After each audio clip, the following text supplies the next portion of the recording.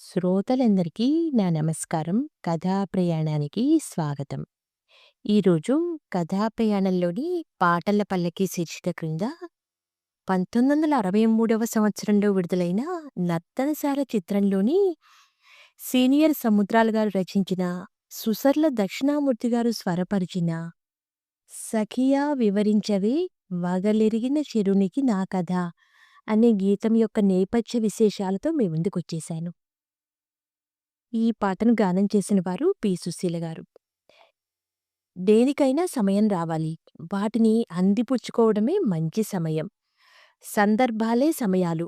వాటిని పలికించటమే స్వరకర్తలు, కవులు, గాయకులు చేసే పని. శుభ సంకల్పాలన్నీ శుభతరుణాలే. అలాంటి వేళలో ఈ పాట పుట్టి ఉంటుంది అనిపిస్తుంది. అజ్ఞాతవాసంలో విరాటుని కొలువులో సైరంధ్రి వృత్తిధర్మాన్ని చూపడానికి ఈ పాటను చిత్రంలో కల్పించారు. ఇదే సమయంలో అటువైపు వచ్చిన కీచకుడు సైరంధ్రి తనపై వలపు చూపిస్తోంది అని ఈ పాటలోని భావాల్ని బట్టి భ్రమిస్తాడు. కథనం చకచకా సాగిపోవడానికి చలనచిత్రంలో ఈ పాటే కీలకం. ముఖ్యంగా చక్రవర్తులు, ఉన్నతాధికారులు, సేవకులు ఎక్కడ ఏ మంచి పని చేసినా, ఏమి పొగిడినా అవన్నీ తమ కోసమేనని అన్వయించుకోవడం రివాజు. ఆ ప్రకారం ఈ పాట. సైరంధ్రి అంటే మారిని తననుద్దేశించే పాడుతోంది అనుకున్నాడు కీచకుడు.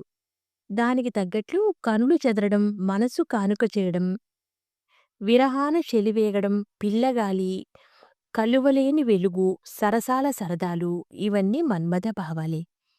ఈ పాటను చక్కని సన్నివేశ గీతంగా మలచడంలో 100కి 100 పాళ్ళు కృతకృత్యులయ్యారు సీనియర్ సముద్రాల. స్వరకృత్యులయ్యారు సుసల్ల.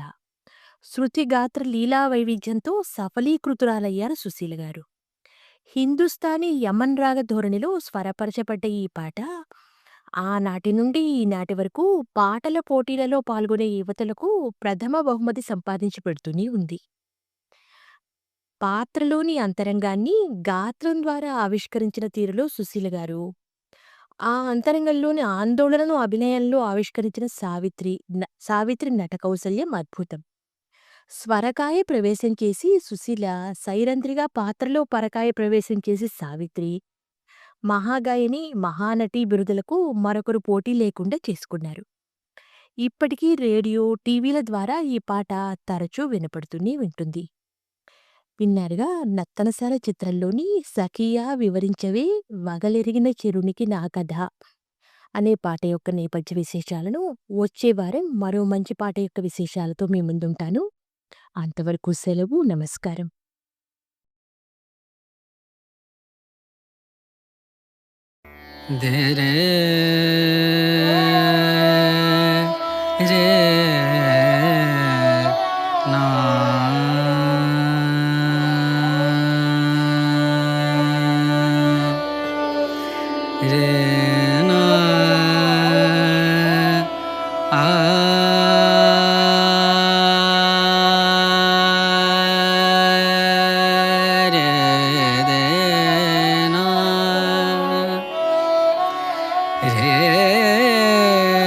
నా